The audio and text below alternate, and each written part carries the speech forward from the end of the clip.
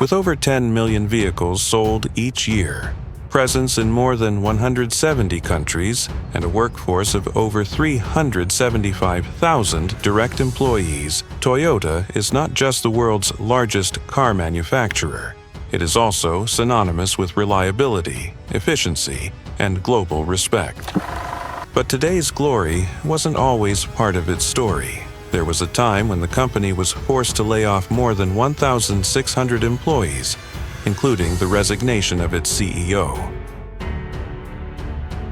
A time when its entry into the U.S. market, back in 1957, was a complete failure, selling barely 300 units throughout the entire year. On the day they opened their first dealership, no one showed up. Triumphs and failures have woven Toyota's legacy across nearly a century. And this legacy didn't start with engines, but with silk threads. As unbelievable as it may sound, the company that now leads the global automotive industry was born manufacturing mechanical looms. How did Toyota go from textile machines to conquering the world's highways? How did it survive the crisis that nearly destroyed it? This is the story of how a Japanese family business transformed the global automotive industry. Led by 4 generations of leadership, the Toyota Dynasty.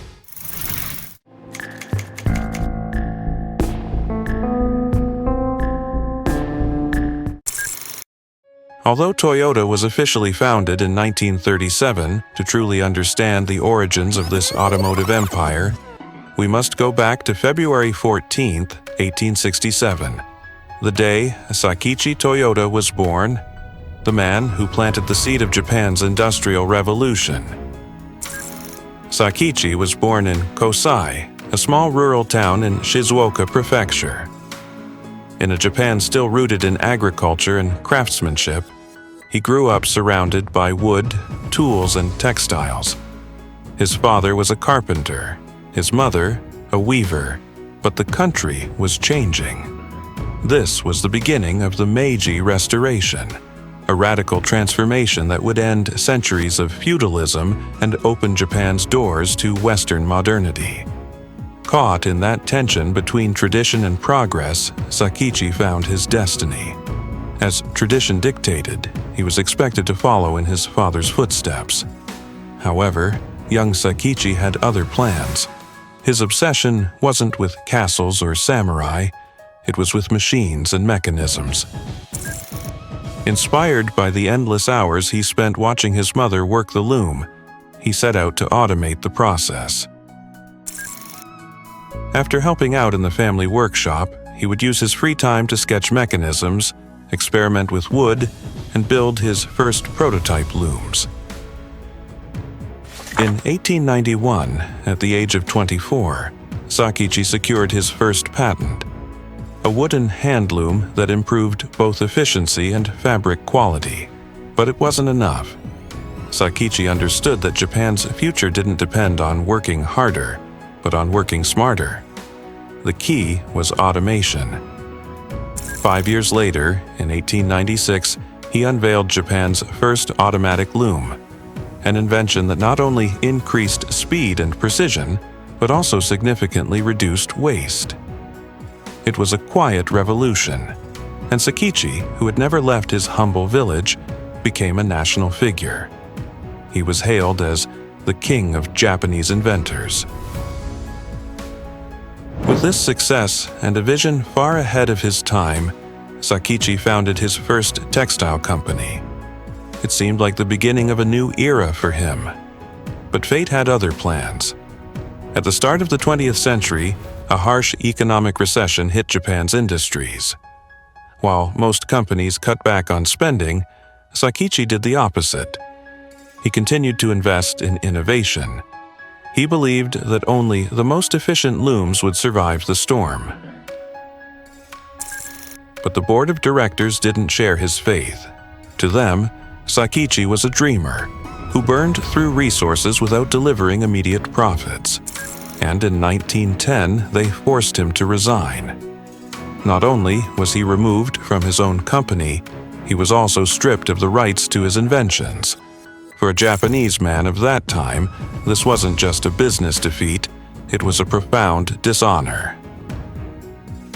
Devastated, betrayed, and with no place to call his own, Sakichi made an unthinkable decision.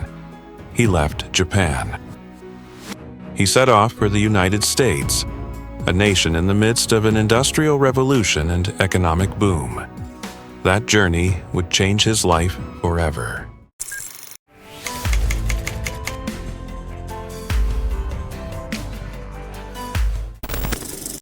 With his feet on American soil, Sakichi Toyoda set himself a personal mission: observe, absorb, learn. He wanted to understand firsthand the pulse of the Industrial Revolution, transforming the United States, so he could bring that knowledge back to Japan. That journey would become a turning point in his life. Inside the massive textile factories, Sakichi saw machinery unlike anything he had ever imagined. But it wasn't the looms that took his breath away. It was the automobile.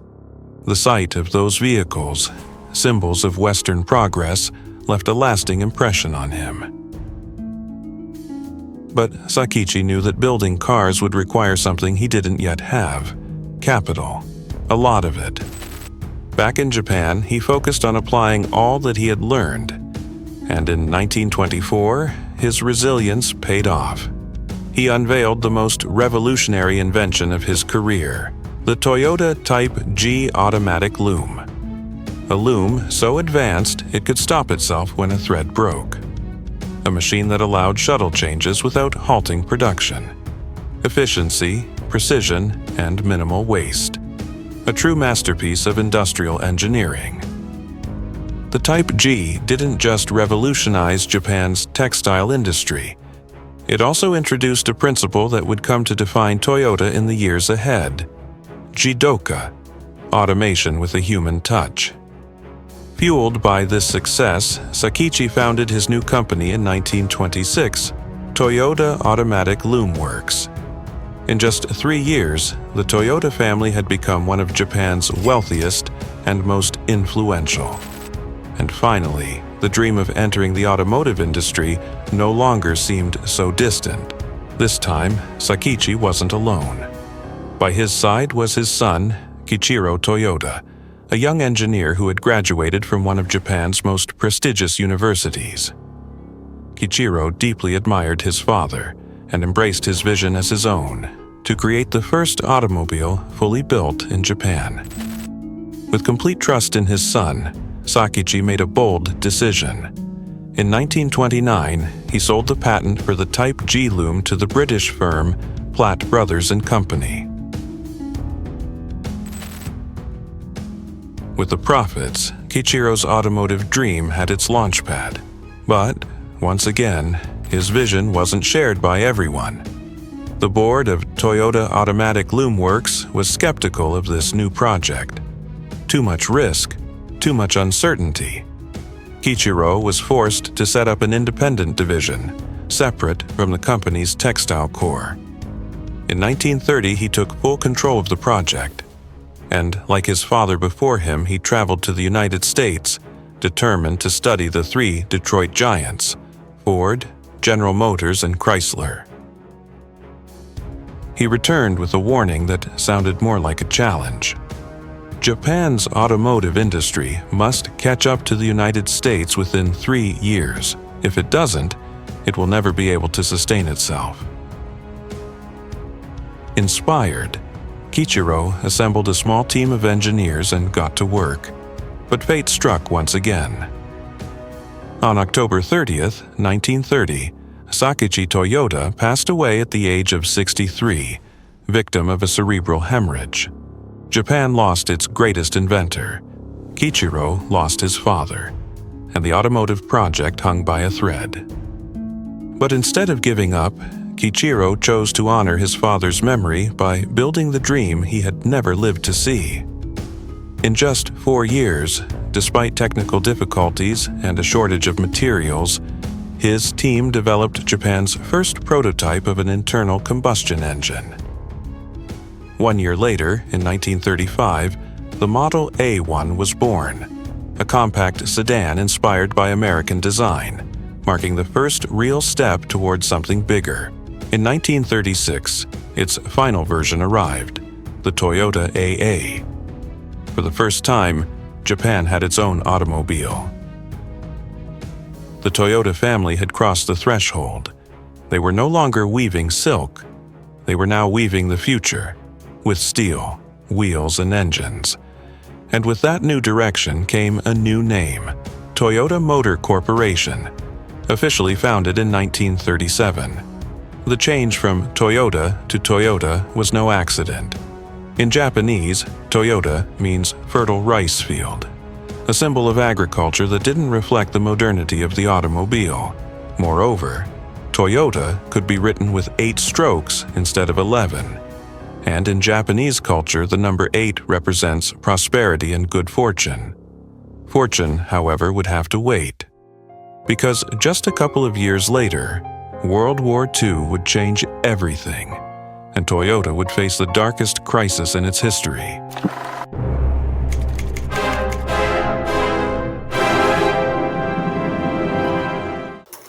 By the mid-20th century, Japan was accelerating its path toward modernization, but its automotive industry was still taking uncertain steps. Most vehicles were imported, domestic capacity was limited, and the dream of a national car industry seemed as fragile as the machines trying to build it. Toyota, still in its early days, managed to produce only 1,404 units of the AA model between 1936 and 1942. Then, war broke out, and everything changed. Aligned with the Axis powers, Japan needed military vehicles. Toyota halted all civilian production and dedicated itself entirely to supporting the army. Its KB model, a lightweight truck, was used by the imperial military on multiple fronts. But beyond patriotism or duty, Toyota was facing its first major trial by fire. In times of adversity, innovation and continuous improvement are not options. They are urgent necessities, declared Kiichiro Toyoda, convinced that even in wartime, evolution must prevail. Still, the challenges were immense. By 1945, as World War II came to an end, Japan lay in ruins. Cities were destroyed, the economy had collapsed, and Toyota was left devastated. Its factories were heavily damaged by bombings. Production was paralyzed. Access to essential materials was limited.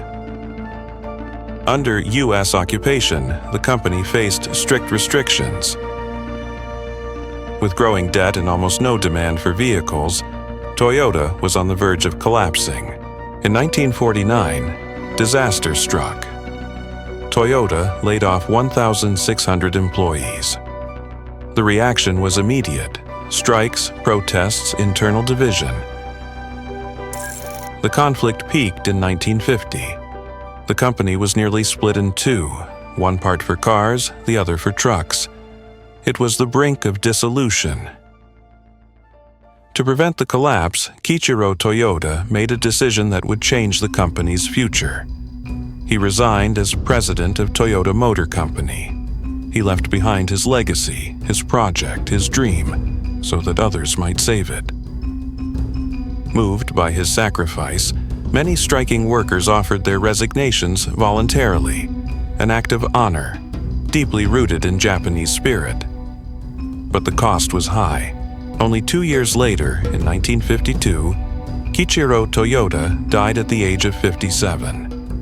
He passed away without witnessing the rebirth of his creation, but he had planted the spirit that would bring it back to life. His successor was his nephew, Eiji Toyoda, a meticulous and strategic man with a long-term vision. At his side stood a young industrial engineer with radical ideas, Taiichi Ohno. Their mission was clear: rebuild, reinvent, endure. Ironically, the spark they needed did not come from Japan, but from Korea.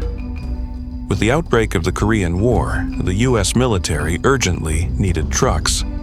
Toyota, one of the few companies capable of supplying them, received a crucial contract.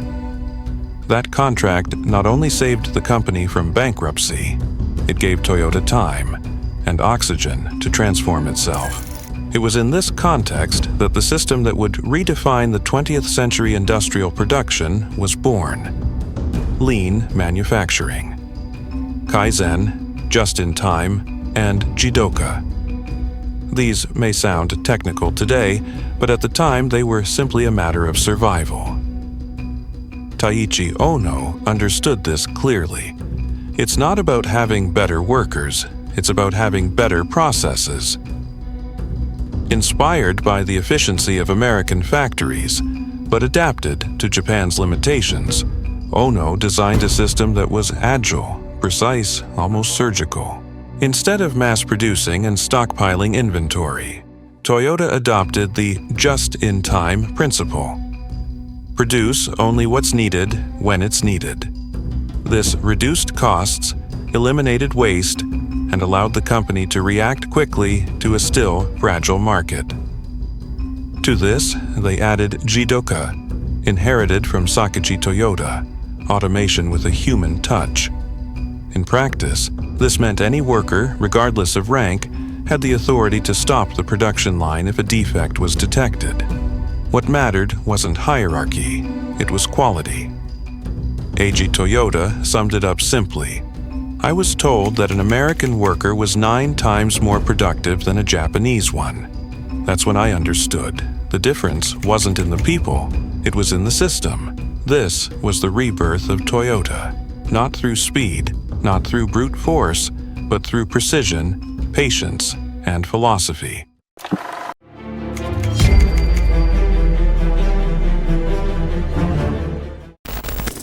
At last, Toyota was beginning to rise again. In 1955, the launch of the Toyota Crown marked the start of a new era, the conquest of the world. Toyota was already Japan's #1 automaker. The next step was clear: go global. That same year, Shotaro Kamiya, a sales executive, returned from the United States with a startling observation. During his visit, he noticed a trend. Compact European cars were starting to take market share from Detroit's automotive giants. The U.S. economy was booming. The middle class was expanding. Many families dreamed of owning a second car, but American models were too large, expensive, and impractical for many consumers. That was their opportunity. In 1957, Toyota made its move. It chose the Toyota Crown, its local gem, as the company's ambassador. It founded Toyota Motor Sales USA in Hollywood, California, and within a year opened its first dealership on American soil. But reality hit harder than expected. The customers never came. In its first year, Toyota sold only 300 units. The Crown, built for Japan's calm city streets, couldn't withstand America's long highways and high speeds. It overheated, performed poorly, and consumed too much fuel. Dreams of glory quickly turned to frustration, but Toyota didn't give up. Recognizing its mistakes, the company decided to start from scratch, designing a car specifically for the American market. Soichiro Toyoda, son of Kichiro, led this new chapter. Under his guidance, Toyota developed a revolutionary quality control system, a methodology that would forever change the automotive industry. The results came quickly. In 1965, Toyota launched the Corolla, a reliable, durable model with air conditioning and automatic transmission. The success was immediate. Toyota had learned from failure, and now it was ready to compete. That same year, it received the prestigious Deming Prize for Excellence in Quality Control. But the best was yet to come. In 1966, the car that would change history was born, the Toyota Corolla. With over 50 million units sold, It is now the best-selling car of all time. It surpassed the Volkswagen Beetle. It surpassed the Ford Model T. It surpassed them all. Then, in 1973, the world was hit by a new crisis, the oil shock. While other automakers suffered, Toyota adapted. Its compact and fuel-efficient models won over millions of consumers worried about fuel prices. The 1980s cemented Toyota's dominance. In 1984, Toyota and General Motors joined forces to open the NUMMI plant in California, a joint venture that allowed Toyota to test its Toyota production system on American soil. But it wasn't just about assembling cars, it was a cultural revolution. At NUMMI, Toyota introduced a system built on trust, shared responsibility, and worker empowerment, a philosophy that challenged the rigid, hierarchical structure of traditional American factories. Throughout the 1980s and 1990s, Toyota expanded worldwide, opening plants in Kentucky, Indiana, West Virginia, France, Poland, and China. It diversified its product line and set its goals even higher. Not content with dominating the popular market, Toyota decided to enter the luxury segment. The goal? To go head-to-head with the Germans. And so, Lexus was born. More than 1,400 engineers and 60 designers worked on the F1 project. Testing took place in Japan, the US, and Europe. Nothing was left to chance.